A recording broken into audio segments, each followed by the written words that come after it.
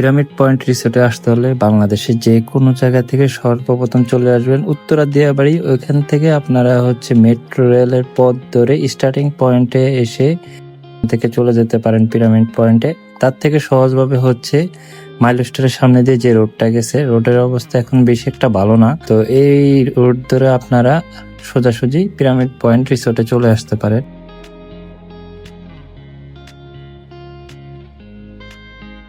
এই পথ ধরে সামান্য সামনে আগালে দেখতে পারবেন হাতের ডানে সুন্দর করে লেখা পিরামিড পয়েন্ট রিসোর্ট এবং তার সাথে সুন্দর একটা গেট দেখতে পারবেন।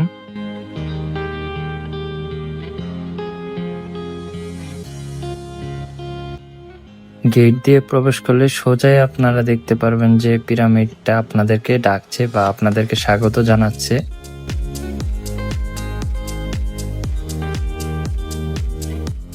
এই সেই গোল্ডেন পিরামিড যার নামের আদলে বানানো হয়েছে পিরামিড পয়েন্ট রিসোর্ট। পিরামিডের ভিতরে প্রবেশ করার পর সুন্দর একটা লবি পাবেন এবং লবির শেষ মাথায় আছে একটি ইনডোর সুইমিং পুল।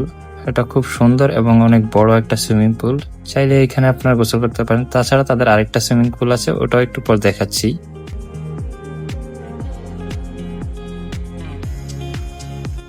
পিরামিডের পাশেই তাদের খাবার এরিয়া। তো আমরা এখানে লাঞ্চ আইটেমে নিয়েছিলাম ফ্রাইড রাইস। খাবারে আপনি যদি আমাকে রেটিং দিতে বলেন আমি 10-এ 7 দিব।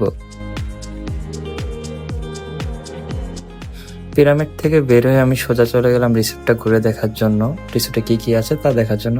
সর্বপ্রথম আমার চোখে পড়লো একটি মিনি চিড়িয়াখানা, যেখানে আছে কিছু হরিণ। তারপর আমি সোজা পথ ধরে আবার হাঁটা ধরলাম।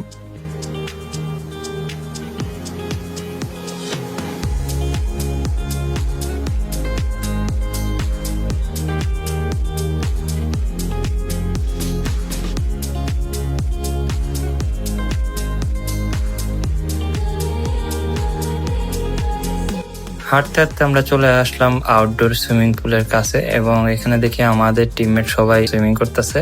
তো আমি আর অপেক্ষা করতে পারলাম না, আমিও তাদের দেখে নেমে গেলাম সুইমিং করার জন্য।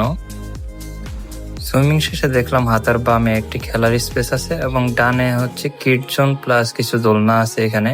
যদি আমি এখানে প্রবেশ করি নেই, তা আমি আবার সোজা হাঁটতে থাকলাম দেখি আর কি কি আছে তা দেখার জন্য। তারপর দেখতে পেলাম কিছু উট পাখি এবং ঘোড়া, যা অনেক সুন্দর ছিল।